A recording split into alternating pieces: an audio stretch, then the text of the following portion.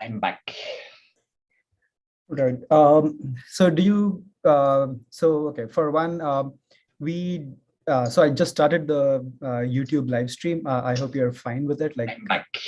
Sure, no problem. Right. So do you, okay, for one, yeah. And also, I would record the talk so that we can post it online for people who could not join the talk today. Okay. So just wanted to get your permission for that as well. Yes, And no problem. for the questions, like, do you want to keep this interactive, let people ask questions through the talk, or do you want to keep it to the end? Yeah, definitely, that would be great. Questions during the talk would be much better. All right. So for the audience, feel free to unmute yourself and ask any questions if you have. If you do not want to ask in public, you can always type it out in chat and I can relay it to Sebastian. So that way you don't have to monitor the chat. I can do that for you. Sounds great.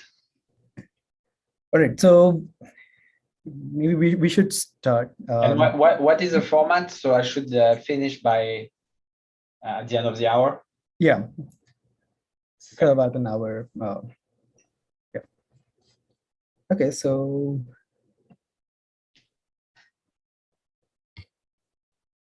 All right. So we can start whenever you are ready. Yeah, sure. I'm good to go. All right. So thank you all for joining, and we are very happy to have Sebastian here today. So Sebastian Bubeck, he leads the ML Foundations group at Microsoft Research, and he is pretty well known in the optimization community. He has contributed to some really foundational work in convex optimization and online decision making. We have seen some of the most influential papers from him coming up in most of the theory, like Cold Stock and NeurIPS ICML conferences. And we are really happy to have him here. He will be talking to us about set chasing and showing an application to the online shortest path problem. Thanks for the introduction. And as we just said, please ask questions during the presentation. It will help me a lot to pace myself and to see, if something is not clear. So what I will try to cover today is a set of work that started, more than a decade ago during my PhD thesis and my postdoc with Jean-Yves Audibert and Gabor Lugosi. And then, really was revived a few years later when I started working on K-server with Michael Cohen, James Lee, Yin Tat Lee, and Alexander Madry. And this basically the unification of this phase 0 and phase 1 is using mirror descent both for regret analysis and for competitive ratio. I will try to explain that. And then there is a phase 2, which I will talk about, which is the convex version of K-server and K-server-like problems. This was done with Boaz Kartag, Yin Tat Lee, Yuan Zhu and Mark Selke. I will explain that work too. And finally, the focus really of the presentation is on this phase 3, what I did during the pandemic with Christian Koester and Yuval Rabbani on a problem which is called layered graph traversal. And I will start by telling you what is this layered graph traversal problem that we managed to solve using this technology of mirror descent. Okay, so let's get started. So this slide is going to be the motivational slide. In particular, it's a less precise slide of the entire presentation. Everything else will be much more formal than this slide, but this slide you can just take it in as kind of inspiration for what kind of problem you can solve with the methodologies that I will tell you about. Okay, so let's talk about online shortest path. So in machine learning, and I say machine learning theory ? But I think it's also in practice in real machine learning, people care about this. We really like this online shortest path problem. So online shortest path works like this. There is a fixed graph G, and there is a source and a target S and T. So you can imagine, the graph is maybe the map of the city that you live in. The source is where you live, and the target is where you work. And every day you have to choose an ST path. You have to choose a path from your, where you live to where you work. And you don't know today's weight function, which is a set of delays on the edges of the graph. Okay, so it's a weight function W from the set of edges to R plus. This is the amount of time it's going to take you to traverse, any street in your city. So you don't know beforehand this weight function for the day. You're just going to choose a path, and you're going to see, how long it took you. And you're going to, tomorrow is going to be another day. There will be a new weight function, and you repeat this game. Okay. So this is a standard online shortest path formulation in ML theory. And for 20 years already, since the influential and foundational work of Takimoto and Warmus and Kalai and Bempala, we know for this problem, we know algorithms for which we can control the regret. So what is the definition of the regret? Well, as a player, as the algorithms designer, you play this game for capital T days. Every day you choose a new path. You experience a certain total delay, total time to travel from the source to the target. And at the end of these T capital days, you can look back and you can say, oh, actually, there was a much better fixed ST path that I could have taken, every day. And this maybe would have been much better in terms of total travel time. Of course, you don't have access to this fixed, ST path because it requires to know in advance, what is going to be the sequence of weight functions that you experience. But what you can look at is your regrets. How much more time did you spend in traffic compared to what you could have done if you knew in advance, what traffic was going to be like? And the regret is exactly, an upper bound on how much more you pay. And in this case, we know that you can get something that scales like square root capital T times a polynomial factor in the size of the graph. And the key point to understand is you can imagine that the time you have spent is something linear in capital T. So this square root capital T is a second order term. It's much smaller than the main order term capital T. Okay, so that's very good. Now, what we're going to be talking about in this presentation is in fact an even older problem, which is much harder, where the graph itself is not known beforehand. So you are also, not only are you discovering the set of weights, you're also discovering the city in which you're evolving. Okay, so here the setting is different. It's not repeated really. What happens is that there is a source and there is a target, and you don't know the graph in between. And this graph is going to be revealed to you sequentially. And the model we're going to look at is this model that was introduced by Papadimitriou and Yannakakis, and they called it, actually it was called like this later on, but this doesn't matter. This is called layered graph traversal. So you're trying to traverse a graph, and the graph is going to be revealed to you layer by layer. Okay, so first you reveal all the vertices connected to the source. Then you reveal all the vertices connected to all the vertices that you have already seen, and so on and so forth. So you keep adding layers like this. And the way we're going to parameterize the problem is not by the size of the graph, okay, which would be, basically capital T in this case, if you imagine that the number of layers is capital T, but we're going to parameterize it by the width, which is the maximum number of revealed vertices at every time step, okay? And we're going to denote this by K. So you can imagine this is just a simple decision-making problem where every day I have to choose between K options, and these K options are the K vertices in the current layer of the graph. Okay, so you have to keep moving forward in the graph. So maybe a picture helps to understand what's going on. Imagine that you're a robot and you enter the room in S and you have to exit the room in T, but you don't know what are the obstacles in the room. So, now it's going to be like in a video game where the room is revealed to you, frame by frame. So first you get revealed this slice, then that slice, and so on and so forth. So, you have to keep moving forward. So you're the robot, you move straight, and now this layer is revealed to you. So this wall is revealed to you. And now you have to decide what you do, okay? To move to the next layer, you cannot keep moving straight because there is this obstacle. So you have to go down and move here.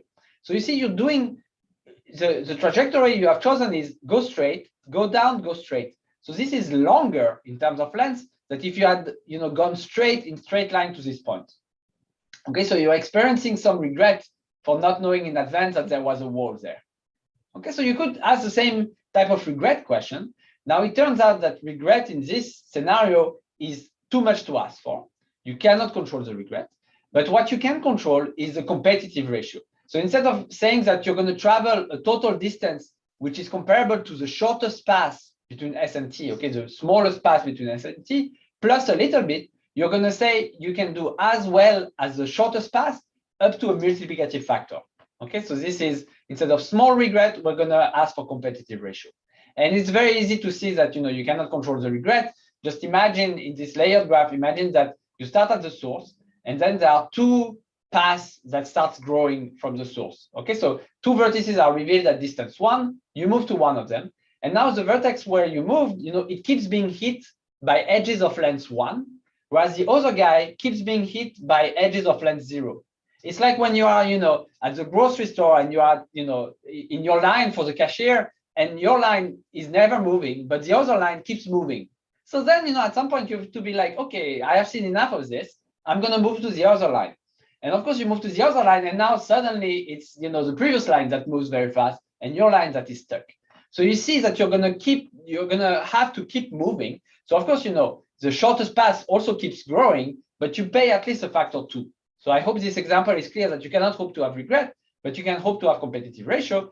And the question that was asked, 30 years ago is what is the best function of k that you can have for competitive ratio? And what I will tell you today is a simple algorithm, a single algorithm, which, with appropriate modification, can solve both of those problems optimally, both the regret version of online shortest path and this more difficult, layered graph traversal with competitive ratio. Okay, so that's what we're going to do. And again, this slide was the most impressive slide of the presentation. Now I'm going to move to something much more formal. But let's see first if there is some question here.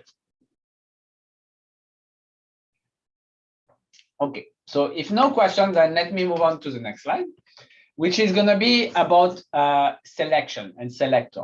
So we're now going to backtrack, quite a bit, and we're going to talk about a very fundamental object in mathematics, which is called a selector. And I will tell you the connection to layered graph traversal, don't worry. So a selector goes like this. You're given a set system, script S. So it's a set of sets, okay? A selector, little s, it's a map with the following property. It's a map that goes from your set system to element in this set system. So to element, in the ground set, meaning that for any set capital S in your set system script S, you want that the selector little s applied to this set capital S is an element of capital S. A selector selects. Okay, you present it a set, it selects an element from that set. Okay, so you all know, about the axiom of choice. The axiom of choice is nothing but talking about the existence of selector in a very general, scenario. Now, what we're going to be talking about here, of course, we're not going to be talking about the axiom of choice. Eventually, we will talk about very concrete algorithms. But what we're going to talk about are what I call nice selectors. So let's say your ground set capital X. What do I call the ground set? Well, your set systems is made of sets. These sets are made of elements, and these elements, they live in capital X, the ground set. Okay. Now, if your ground set has some extra structure on it, maybe topological structure, then you can start to talk about you want a selector to be nice itself. So for example, if there is a topological structure on the ground set, then maybe you want your selector to be continuous. Or if there are measurable assumptions on the ground set, if it's a measurable space, then maybe you want your selector to be a measurable map. Things like that.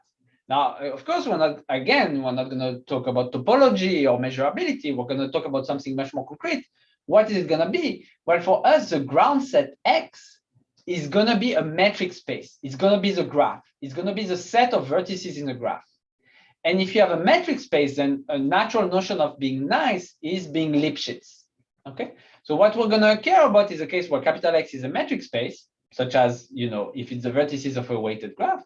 And in this case, we will say that the selector is nice if it is Lipschitz, meaning if I change my set a little bit, so I have two sets A and B, I can look at what the selector returns when I present to it A. I can look at what the selector does when I present to it B. And I want that the distance between those two selected elements is small if the distance between the sets themselves is small. Now, of course, I need to tell you what distance do you put between sets. Well, very naturally, the distance is going to be the Hausdorff distance. And let me remind you what is the Hausdorff distance. It has a very algorithmic definition. So the Hausdorff distance between a set A and a set B, it's the smallest distance I need to travel to go from A to B if I start from the worst case starting point in A. And of course, because A, in this definition, then there is an order. I start in A and I want to get into B.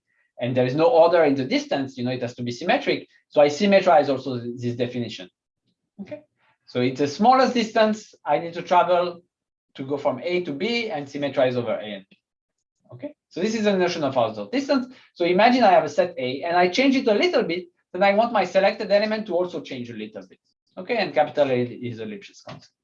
Now, of course, the question is, what is the link between this layered graph traversal problems that I told you, where you're moving, you're the robot moving in the room and trying to get to the exit, and Hausdorff smooth selection? Well, I will explain that layered graph traversal is nothing but an online version of selection, okay, of set selection. Okay, so this is what I'm going to explain. And you can already kind of imagine what's going to happen is that, you know, my ground set is going to be the graph, which I don't know. And the selected element is every time I present to you a layer, and you have to select an element in that layer. And tomorrow I show you another layer, and you have to select another element in that layer. So it's going to be an online version of selections. Okay, so let me tell you about online selection. So online selection is the same problem, except now there is a memory. Okay, namely, now a sequential selector, it's a map that takes as input a sequence of sets. Okay, the sequence of layers in my layered graph, S1 up to ST, and what it returns is an element in the last set that is being presented. Okay, so you select like this. Now I need to tell you, you know, what is going to be for sequence of set, what is the natural generalization of Hausdorff distance, right? Hausdorff distance was talking about only two sets. Well, the natural generalization is going to be opt. What do I mean by opt? By opt, I just mean what is the smallest distance I need to travel if I want to satisfy all of those sets. So I minimize over an element little s1 in capital S1, an element little s2 in capital S2, up to an element little st in capital ST, and I sum the distances that I needed to travel. This is opt for me, okay? And of course, I take also the worst case over the starting point so that it's exactly like in the Hausdorff distance. So up to the symmetrization, which doesn't make sense. Here's the symmetrization because now in online there is an order, there is time. Okay, so I don't symmetrize over anything. Up to the symmetrization, it's exactly it's an appropriate generalization of Hausdorff distance. Okay. Sebastian, quick question. Yes. You only take the worst case over the starting point, like for an Yes. element in S1, like yes. And then you go to the closest element in S2 and so on. So be careful. I don't go to the closest element in S2. I minimize so that I'm optimal over the entire sequence. Okay. Yes. So this is crucial. So for example, if you move to the closest point in S2, then this is what I would call an algorithm, a sequential selector, you know, that doesn't need to know the future. Opt, if you wish, opt knows the future. Opt is computed on the entire sequence at once. Whereas a sequential selector, it's, you know, it's only seeing the sequence as a streaming. Okay, makes sense. Yeah, great, excellent. Very good question. So the generalization of the distance between a selected element for A and a selected element for B, which is, you know, what our algorithm will pay, is just the sum of the distance between the selected element when I add the information of the set from time 1 to time t minus 1, compared to when I have the information from the set from time 1 to t. So you see this quantity is exactly the algorithm, you know, the algorithm is the sequential selector, just to be clear. The algorithm and the sequential selector to me are the same thing. So I present to the algorithm the set S1. It chooses an element. Then I present the set S2. Now you call the sequential selector on the sequence S1, S2. It selects an element. Now this, I move, you know, I literally move between these two selected elements. So I pay the distance. Then the set capital S3 comes along. Now I call the sequential selector on the sequence capital S1, capital S2, capital S3. It picks out an element and I pay the distance between my previous element and the new one. Okay, so you see, this is really as I discover the sequence, whereas opt again is when it has all the information in hindsight. And just like, you know, before I had this smoothness condition, I wanted the distance between the selected element to be as good as opt, okay, which was the Hausdorff distance. Now I want this distance to be smaller than opt. So which is exactly competitive ratio. I want the total distance that my algorithms travel to be comparable to the best I could have done in hindsight. So the generalization of Hausdorff smoothness to online is exactly competitive ratio. Okay, so all I want to solve, you know, we're going to call this problem set chasing. Okay, and again, the assumption is you have a certain set system, and you know that's what you do. So layered graph traversal is exactly set chasing when you're chasing sets of size k. Okay, the sets of size k are the layers of the graph that you're discovering. Now, at this point, there is a natural confusion, which is a little bit hard to wrap your head around the first time, which is in layered graph traversal, you don't know the graph beforehand. So it's like the ground set capital X is not really defined. You don't know what is capital X. Okay, so of course, mathematically, what does it mean? It's not defined, the ground set. It doesn't mean anything. So really the right way to think about it is that in layered graph traversal, and I write it here, in layered graph traversal, it's like capital S is not fixed, but really formally speaking, what it means is the ground set is a metric space that contains all finite metric spaces. So you don't know yet, what you're going to face. You have no idea in layered graph traversal. You're going to face some graph, you have no idea what it is. The set of possibilities is simply the metric space of all finite metric spaces. And now you discover, you see layers, you see sets of vertices one after the other. Okay, so I hope that's clear. So clearly, okay, phrased like that, this seems like a very hard problem, right? You have no information whatsoever. How are you going to do algorithms, on the space of all finite metric spaces? This seems pretty nasty. So maybe let's start, a little bit more slowly. Let's be a little bit more gentle and start with set chasing in a finite metric space. So let me explain again. You have a graph. That's it. I give it to you. This is a graph on n vertices. It's given to you. You can think about it. You can come up with any other algorithm that depends on it. And now we're going to play a game where every day I give you a subset of vertices in that graph. You select an element. Tomorrow I give you another set of vertices. You select an element, and what you pay is the distance to travel between these two selected elements. Okay, this is what we're going to talk about on the next slide, trying to understand set chasing when the metric space is fixed. Now, this problem actually has a long history too, and this was introduced by Brodin, Lidial, and Sachs in '92, so 30 years ago. And I will tell you the terminology that they used. They called metrical task systems, MTS, and I will explain where this MTS name comes from. It will really illuminate what we're talking about. But let's talk first about results. So what they conjecture is that for any metric space of size n, the best competitive ratio is of order of log n. Okay, this was their conjecture 30 years ago. This is still open today, and I will tell you exactly what we know about it. And for me personally, and I don't know if in the audience there are people who are well versed in online learning, but in online learning, when you talk about regret against a finite set of experts, you have a regret which is like square root t times log n. And there was this question for me personally, whether the log n in the regret analysis of prediction with expert advice is the same log n as the log n here that we see. Okay, and remember I told you that there is clearly a connection between layered graph traversal and online shortest path in ML theory, and similarly there is a connection between this problem and prediction with expert advice. Okay, which I won't go too much into. So I still don't know the answer to this question, but let me tell you what I know. So there were very nice papers from Bartal, Lineal, Mendel, and Naor, and Bartal, Bolobash, and Mendel, who proved the lower bound, which is that for any metric space, and understand the power of this statement, fix any metric space of size n. It's not there exists a metric space of size n. It's for any metric space of size n, the best competitive ratio you can get is of order log n up to a log n factor. Okay, so to prove such a statement, they had to develop a metric Ramsey theory, which, if you remember, Ramsey theory is just to extract, structure out of potentially unstructured set. And here it's exactly like this. You have a potentially unstructured metric space, you know nothing about it, but from some very general principles, there must exist a sub metric space in that big metric space, which is very structured and on which you can reason and prove lower bounds. Okay, so this is this line of work that I won't talk about more. Then there is, of course, a line of work on upper bound, developing algorithm.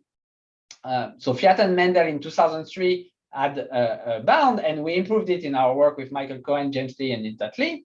And the bound that we obtain is log squared n.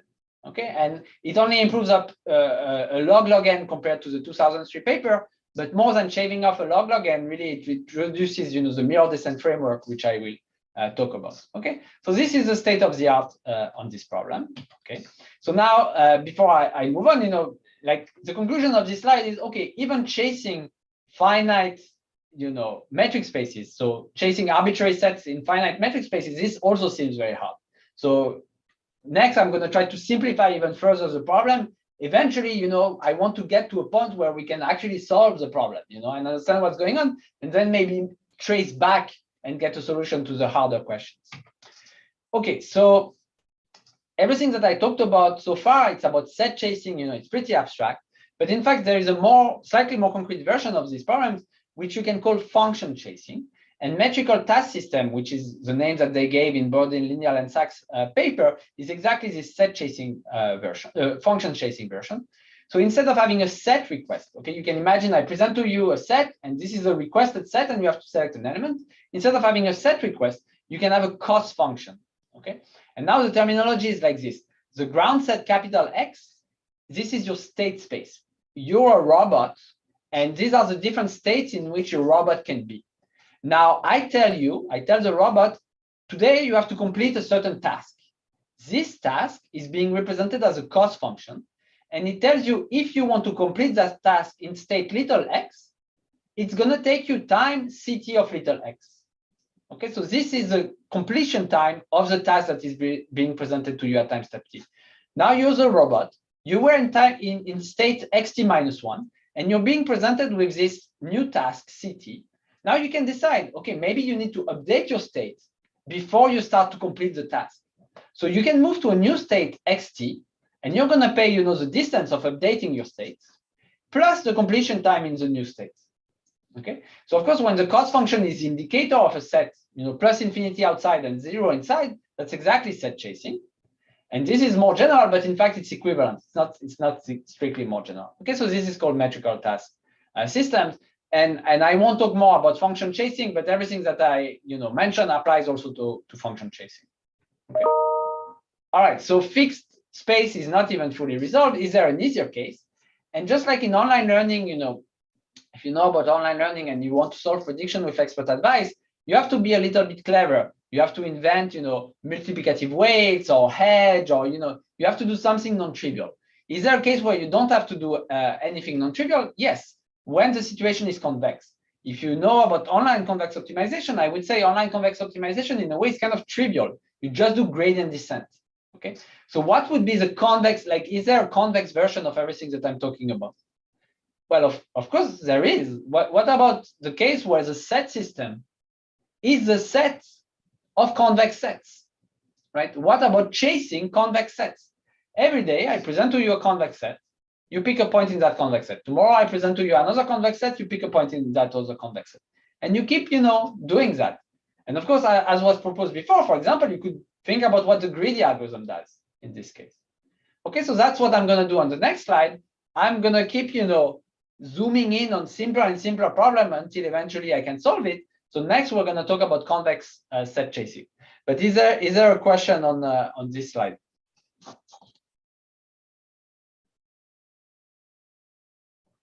Okay, if not, let's talk about convex body chases. So again, introduced also a long time ago by Lineal and Friedman in '93. So here the ground set is all of RD. Okay, so it's a little bit different from before because now the ground set is not finite, right? It's not a finite space, but the set system is nice. The set system is a set of all convex sets. Okay, so it turns out square root d in this case is a very easy lower bound. And just to make sure we're all on the same page, let me explain this lower bound. So let's say you start at 0. Okay, you start at the origin. And now I'm going to present to you, think about the hypercube. And I'm going to present to you one of the two faces of the hypercube, which is aligned, with the first coordinate. Okay, so I present to you the face either where the first coordinate is +1 or the face where the first coordinate is -1. Okay, so maybe I present to you the +1 hyperplane. Okay, you move somewhere. Then tomorrow, what I do is that I present to you, the subspace in that hyperplane, which has a second coordinate set to a value. And the second coordinate is going to be set either to +1 or -1. You don't know. Maybe I tell you again +1. You move somewhere. And I keep doing that. Every time, you have to move distance 1. I mean, there's just no other way. Like, in expectation, either I present to you the coordinate is set at +1 or the coordinate is set at -1. You have to move distance 1. So over d time step, you're going to move distance d. There's just no other way. But what could opt do? Well, opt exactly knows in advance the setting of all the variables. It knows exactly the set of +1, -1 for the d variables. So it can move straight to that corner of the hypercube. And what is the distance of moving from 0 to the corner of the hypercube? It's only square root d. Okay, so opt is square root d, but your algorithm is at least d. So this is a square root d competitive ratio lower bound. Okay. And now this problem, finally, we can solve. So this was a very nice paper by Mark Selke, CJ Argue, Anupam Gupta, Guru Ganesh, and Ziye Tang. They simultaneously had the same idea, and it's building on this prior work, which I will mention on this slide. And so now we know that there exists a D-competitive algorithm for convex body chasing. And you might say, oh, but D is not square root D. Well, it turns out that this D and this square root D, it's not like the log n and the log squared n from before. It's really like, basically this is a solution. Let me just say why. This lower bound that I told you, notice that this was a lower bound for L2 metric. But if you think about L infinity, moving from 0 to the vertex of the hypercube, this is distance 1 for opt. So in fact, this square root D lower bound, it's a D lower bound for L infinity norm. And this algorithm actually gives you D competitive for any norm. Okay, so this is actually optimal for this problem. It might not be optimal for L2, but L2 would be something very different. So, anyway, let's not talk more about that. Now, the point here, why we can solve it and why it's nice, is that the algorithm is based on the solution to the offline problem. Okay, so let's think for a second about the offline problem. The offline problem is, I want you to build a selector. A selector is going to be a map which takes as input a convex set and returns an element in this convex set. And I am asking you to build this selector so that it's smooth. Okay, so if I change the set a little bit, the selected element should change a little bit. Okay, so if I were, if you were in-person talk, I would ask you, to tell me what would be a very natural selector. And I think most people, what they would come up is, the centroid, the center of mass, the center of gravity, right? You have a convex set, you just compute the center of gravity, and this is what you're going to output as a selected element. This is a very natural guess. Turns out this is not smooth at all. So let's think about an example in dimension 2. Let's say I give you a segment, okay, just a segment in dimension 2. Of course, a segment, the center of gravity is the center of the segment. Okay, no problem. But now I'm going to fatten this segment a little bit by building a very thin triangle. Okay, so there is going to be a base around the let's say, the left side of the segment. There is a small base of size epsilon. Okay, but now notice that when I have a very thin triangle like this, the distribution of mass is completely different. Now there is a lot of mass to the left of the segment compared to the right of the segment. So now the center of gravity is moving all the way to the basically 1/3, the first 1/3 of the segment. Okay, so even though the set has undergone a microscopic, movement, the selected element has undergone a macroscopic movement. So you change the set by epsilon, but the selected element has changed by O of 1 or omega of 1. Okay, a chunky distance. So center of gravity is not smooth. Now it turns out we're lucky to live in a universe where there is actually an optimal solution to this selection problem. And we have found it. I mean, mathematicians have found it for already 2 centuries. And the solution is the following. It's called the Steiner point. So the Steiner point is defined like this. So Steiner point of a convex set K is defined as follows. I'm going to take theta to be a random direction on the sphere. Okay, I just take a random direction on the sphere. And now I move as far as I can in the direction theta, okay, while staying inside my convex set. So if my convex set is a polytope, this is going to end up at the vertex of the polytope. Okay, so I just try to maximize in this random linear function. Now this point, this argmax of theta dot x, of course, this is a point in K. And now what I'm going to do is that I'm going to average over all the directions. Okay, so I take a random direction, I end up at a certain vertex, and now I take expectation over all directions. This is the definition of the Steiner point. And now this turns out to be the smoothest selector for convex sets. Understand how crazy this statement is, right? This is an optimization, an infinite dimensional optimization problem. I'm saying this is the best selector among all selectors. Okay, so this is kind of a crazy statement, but it's a true statement. Okay. Is this also related to the Gaussian width, like up to? Yes, absolutely, yes. So the Gaussian width would be basically you remove the argmax. You just take the max. Yeah. So in fact, taking the max, this is a support function.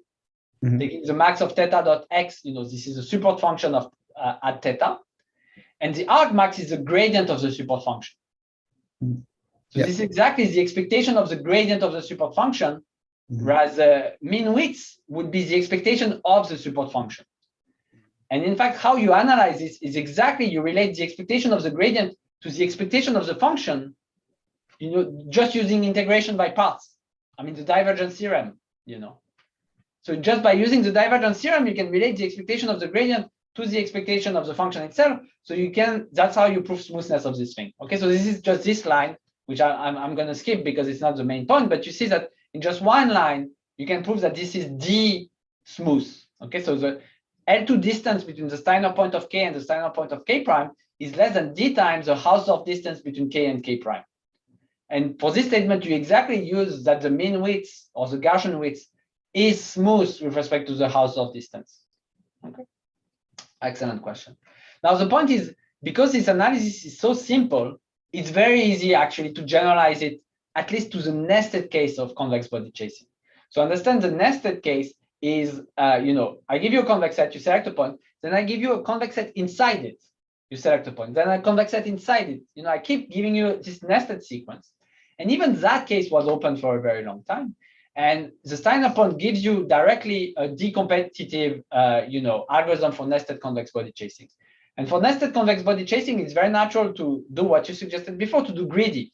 You start somewhere on the outside of the set. I give you a set inside, well, just project. I give you a set inside, well, just project. So if you project like this, you're really doing gradient descent on the convex functions whose level sets are those convex sets. So the question becomes, what is the longest distance you can travel if you do gradient descent on a convex function and you stay, inside a unit ball?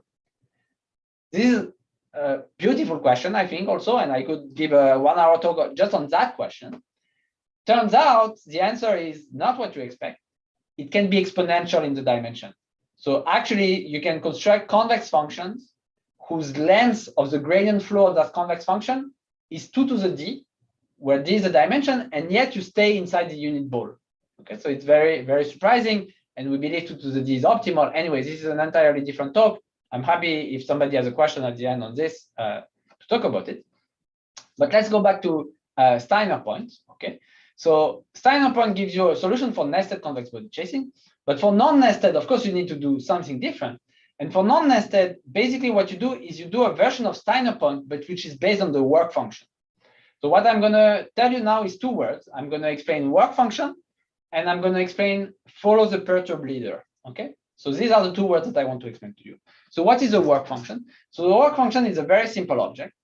It's defined in general for set chasing. Let's say you have seen already T sets.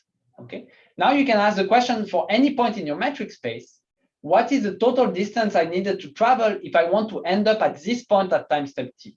Okay, so I needed to satisfy all the previous requests, and I want to end up at this given point at time step T. This is a work function. Okay, the smallest amount of work you have to put in if you want to end up at a given point. This is the definition of the work function. Now understand, the work function at the end, once I have seen all the sets, the minimum of the work function is exactly opt. Okay, opt is whatever smallest amount of work I needed to do to satisfy all the requests. Okay, so opt is the minimum of the work function at the end of time. So a kind of equivalent of greedy would be to minimize the work function. Okay, as you go, you can compute this work function, and it turns out for convex body chasing to be a convex function. And what you can do is you can keep moving from minimum to minimum. Now we know, this is kind of greedy, and we know from online learning that greedy in general, following the leader, is not a good idea. And what you do is follow the perturb leader or follow the regularized leader. You add a little bit of noise so that you cannot be exploited by an adversary who knows exactly what you're doing. And notice that Steiner point is exactly kind of some noise. The noise is a random linear function. You're just adding some random linear function. So what about this algorithm? You minimize the work function, but not exactly. You minimize the work function plus a random linear function. And you take the expectation of this thing. This is a very natural algorithm, and this is the algorithm that they proposed, and you can easily analyze it and show that it's decompetitive. Okay, good. So let me recap at this point where we are. So we would love to solve a layered graph traversal, which is this online shortest path where the graph itself is being revealed as you go. Okay, this is essentially like, in fact, it is exactly like chasing sets of size k. Okay, so you have the set system, which consists of sets, all the sets of size k, in the metric space, which is a metric space that contains all finite metric spaces. Okay, so this is our goal. Then we said, okay, let's try to do set chasing in the simpler case where there is a fixed size n metric space. This is metrical task system, and that seems hard too. Then we went to chasing convex set, and that we could do using this follow the perturb leader, formula, which is minimize the work function. Again, the work function is, giving you the information of how much work, how much distance you would need to travel to get to point X at time t. Okay, and you have access to this information because you have seen all the set up to time t, and you don't minimize this, but you minimize this plus a random linear function. Now, in general, we know in online learning that analyzing follow the perturb leader is very hard. Okay, what we prefer to do is to analyze follow the regularized leader, where instead of adding a random perturbation, we add a regularizer, some convex functional that depends on X. And this is much easier to analyze, and this is a mirror descent framework, which I will tell you about next. Okay, and here we could analyze it because again there was some magic that Steiner Point is the optimal solution to selecting sets, selecting convex sets, selecting elements in convex sets. So there is some magic built into Steiner Point, and you cannot hope to have some magical object like this for general metric spaces. Okay. Now, let me just explain how we're going to change this formula if we want to do metrical task system. So I claim that metrical task system, there is convexity in it. Where is the convexity? Well, there is one thing that I didn't really tell you so far, which is that we're going to think about randomized algorithms. Okay, so you are being presented with a set. You don't have to tell me exactly to which point you move. You can tell me a probability distribution. Okay, and you're going to move according to this probability distribution. Now the movement becomes a Wasserstein distance movement. Okay, it's the smallest distance that you can travel between two probability distribution. It's the best coupling that you can do between these two probability distribution.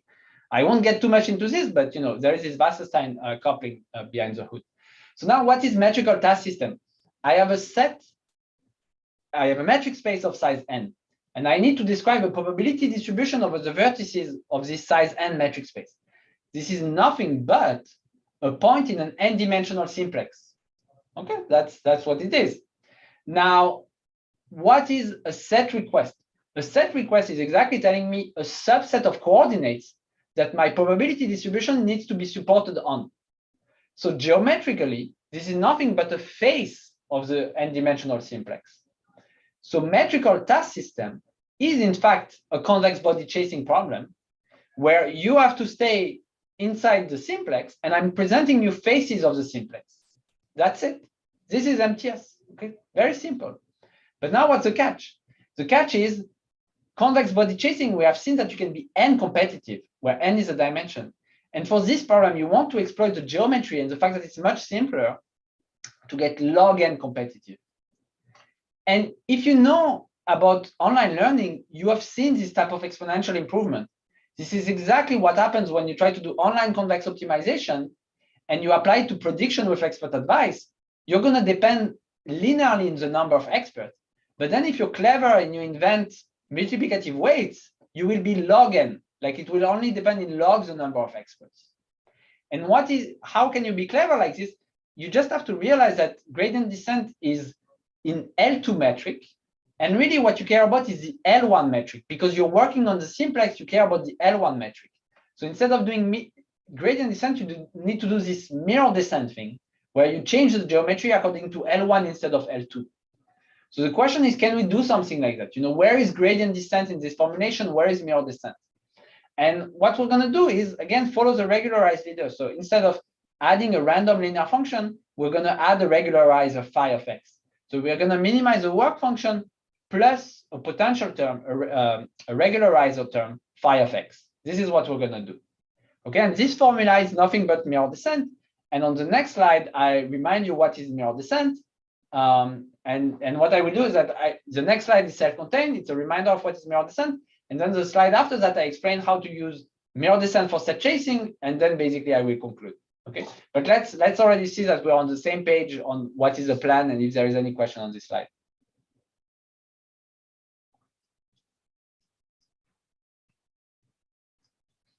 Okay, no questions. So then let's move on to mirror descent. Okay, so mirror descent, this is an incredibly powerful algorithm with which you can do many things. But let me tell you what it is. So mirror descent, it comes with two things. Regularizer phi. So first of all, it's on the what is the background on which this is going to happen. There is a convex body K in Rn. Okay, this is a background where we're going to move a point in K. Okay. Now, the way we're going to move this point in K, we will need a regularizer phi, which is a convex map that goes from K to R. This is one object. The other thing that we have is a control function C, which depends on time. Okay, 0 infinity is time, times K. So it's giving me something at every point in my convex body. And what is it giving me? It's giving me a vector. Okay, so this is nothing but a time-dependent vector field on my convex set. I have my convex set. I have a vector field, and then as time goes, the vector field is changing. Okay, so if I think about doing convex optimization, I have a function little f, a convex function little f on my space capital K, and my control function is not time dependent; it's just a gradient of this function. Okay, but now we're in a more general setting where the gradient, the function itself is changing over time. Okay, so the vector field is changing over time, and really for metrical task system, this C is going to be the cost function. Okay, K is going to be the simplex, and C is just going to be the linear cost function that corresponds to the cost that I have on every state. Okay. Now, what is mirror descent? Mirror descent is the following formula. So I want to move x of t. X of t is going to remain in K. This is how I move it. And let's forget about this term for now, and let's forget about this term for now. What do I have? I have x prime of t is equal to minus c at time step t and of x of t. So I just want to move in the direction of the vector field at this given time, or minus the direction of the vector field, okay, where I am. This is where I want to flow, okay? And again, the vector field is going to change. But there are two modifications.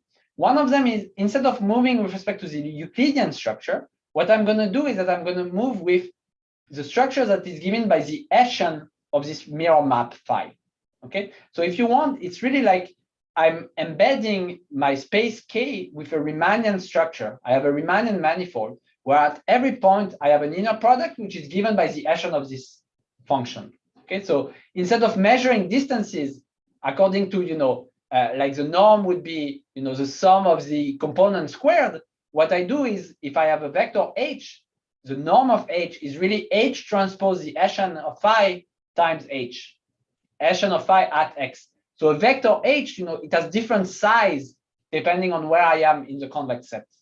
Okay, so this is what this Hessian does. And then there is another term which is, maybe this vector field is, kicking me outside of the set K, but I want to remain in K. So what I'm going to do is that I'm going to add a Lagrange multiplier. Okay, so this nk of X is a normal cone at X. Okay. And I don't have time to explain it. If you know it, then you see exactly what I mean. Basically, this is just a Lagrange multiplier that removes a component of the vector field along which I cannot move. So there is a component of the vector field along which I cannot make positive, progress because it's just pointing outward of the convex set. So I just remove this component. Okay, this is what this normal cone does for me. So this is mirror descent. Okay, not clear how I'm going to use this to, chase sets in a finite metric space, but this is mirror descent. And one of the nice things with mirror descent is that it comes with a template analysis. What is a template analysis? A template analysis is I should look at a certain potential, which is a Bregman divergence. So fix any point y in your convex set. This is the comparator according to which you're going to compare yourself. Now, the Bregman divergence between y and x is just the first order Taylor approximation error that you make when you try to approximate the value of phi at y using the information at x. Okay, so it's phi of y minus phi of x minus grad phi of x times y minus x. Okay, this is a Bregman divergence. And now there is a simple one-line calculation, which I won't do right now, which gives you this line below. Okay, so this line below is the potential analysis. So what does it tell you? It tells you that the inner product between the vector field and the point that you've selected, this is bounded by the inner product between the vector field and y. Okay, so if you think in terms of learning, think that c is a cost function, x is your probability distribution. So this is your expected cost. And think of y is opt. Y is, where the optimal guy is that you don't know. So this is the cost of opt. What I'm telling you is your cost is bounded by the cost of opt up to a term which is a time derivative of the Bregman divergence. This is a template analysis of mirror descent. So all you know about mirror descent is this line and the fact that it satisfies this equation. And now what I want to do is very briefly to tell you how are you going to use this algorithm to chase sets, and I will conclude there. Okay. Okay. So again, what do we know? We know c times x plus the time derivative of the Bregman is bounded by c times y. Now here is the algorithm. This is it. Okay. There is no cheating. These three lines is the algorithm that we propose to chase sets in arbitrary metric spaces and gives you eventually log squared up. So let's say our current position is described, of course, by a probability vector x in k, and k is just a simplex. Okay, and you want to be in some set S now. I give you a set of vertices in the metric space, and you have to be there. So what do you want? You want to change the probability distribution so that it's supported in S. The way I'm going to do it is that I'm going to run mirror descent with the control function, the vector field C, which is the indicator of the complement of S, meaning I'm applying a cost to any coordinate which is outside of the support of S. Okay, so if you think again about the formula here, x prime is minus C, it means that any coordinate which is outside of the set S, it's experiencing a downward trend. I'm telling you, do -1 there, decrease the probability mass. And now there is, the Hessian, and there is a normal cone, which is going to redistribute the mass eventually. And now I claim that if you do this long enough, eventually you're going to reach a state where xi of t is equal to 0 for any I not in S. Okay, you're going to reach 0 probability mass outside of the set S. So why is that? Why do you reach this point? Well, you reach this point because of the potential analysis. Think about it. Let's say you do not reach a point like this. So there is some coordinate where you always remain larger than epsilon. Okay, you never go below that. Then what does it mean? It means that your cost that you're experiencing is going to be larger than epsilon. Okay, so you have some cost, like as long as you run mirror descent, this has some cost epsilon. Okay, now let's take for y a point, a probability distribution which is maybe uniform on S. C times y, this is 0. Okay, C times y is 0. Opt is not experiencing any cost. So what does it mean? It means that your Bregman divergence to opt is decreasing. This inequality means that the time derivative of the Bregman is minus epsilon. So as long as you have some cost, it means your distance to opt is decreasing. But the Bregman divergence is a non-negative term. So this cannot keep decreasing. Eventually, it has to stop decreasing. So that's a proof that eventually you're going to evacuate all the mass outside of the set S, and you're going to be completely supported on S. And at that point, you have a probability distribution supported on S, and you're just going to sample from it. Okay, so now, of course, why is this a good algorithm? How are you going to analyze it? Okay, this is again another hour or couple of hours talk, but this is it. This is the algorithm. This is how you would do it.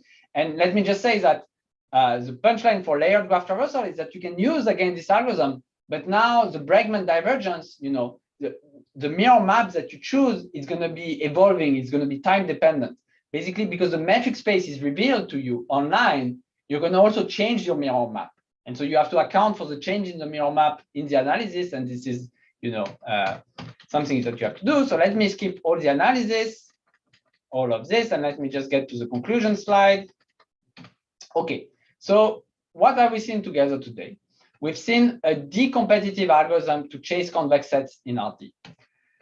We didn't see it, but the algorithm that I just told you about, this is capital D times log n competitive to chase arbitrary subset in a metric space, which consists of the leaves of a tree, and the tree has depth capital D. Okay, so you can really apply what I told you. This is the algorithm to chase arbitrary subsets in an n-point tree metric space of depth capital D, and using HST embedding, hierarchically separated trees. This gives you a log cube n algorithm for chasing arbitrary sets in metric spaces of size n, and you can get log squared. Let's not talk about that. Now, the point is you can use this to get a k-squared competitive algorithm to chase sets of size k. And this turns out to be optimal. There is an old result of Ramesh from 93, which tells you that k-squared is the best you can hope for. So this means that the mirror descent framework actually fully resolved layered graph traversal. I didn't talk about k-server. K-server is kind of the dual of layered graph traversal. In layered graph traversal, I present to you a set of size k, and you have to choose 1 point. In k-server, I present to you a set of size 1. I present to you 1 point, but instead of having 1 chaser, you have k chasers, and you have to choose which chaser you send to the point. So they are kind of dual to each other, which means maybe what we did can be helpful there. There's still a major open problem of obtaining a polylog k competitive algorithm for this problem. And the difficulty is the same, that the background metric space is not fixed beforehand.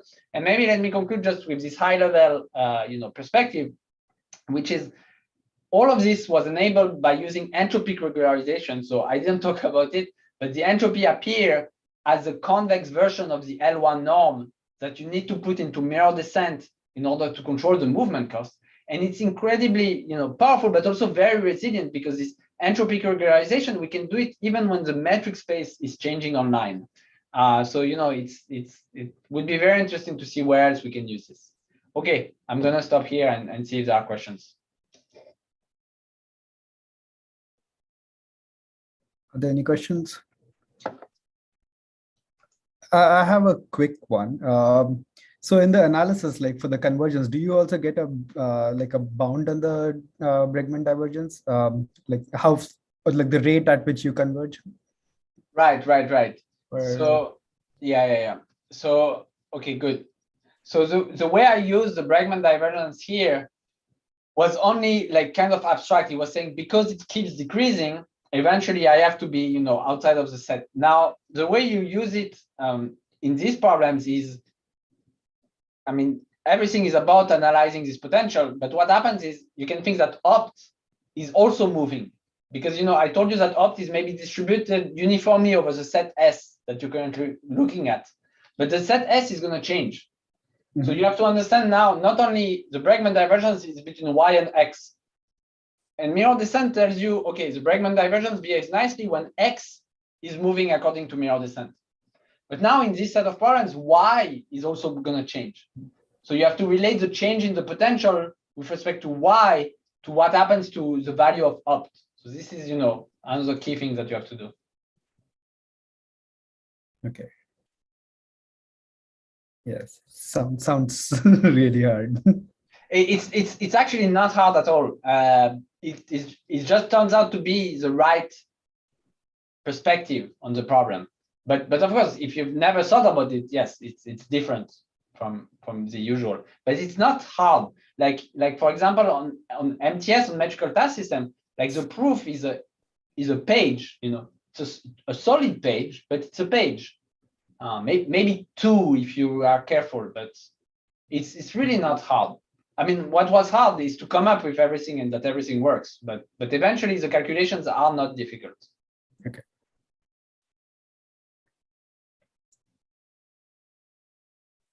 Do we have any more questions? I can stop the recording if anyone is shy.